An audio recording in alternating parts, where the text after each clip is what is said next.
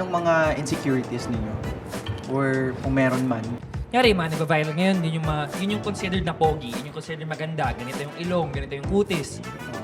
So, kaya nagkakaroon tayo ng parang insecurity kasi hindi ganun yung ilong ko, hindi ganun yung kutis ko. Parang mas na unmotivated ka tuloy. Imbes na parang mamotivate ka dahil sa mga nakikita mo, ang effect is nawawala ka ng gana kasi nawawala ka ng pag-asa. Basically, like, feeling ko parang yung ilong ko, hindi ganun maganda yung matawang ko. Ako naman sa physical insecurities ko, height. Kasi hindi ako biniliyaan na, hindi ako pinanganak na 6-footer. Minsan, papaisip ako na, ano ba mali sa ginagawa?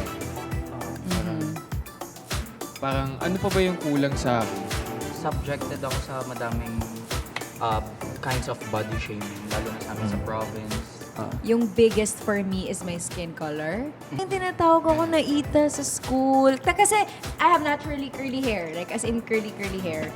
Grabe, kaya yung panlalait na naranasan ko. Kasi growing up, kino-compare ako dun sa kuya ko. Kasi yung kuya ko, maputi, tas pogi. So parang, alam mo yung tipong pag... Kuya mo? Oo. Pakilala mo sa Interesado.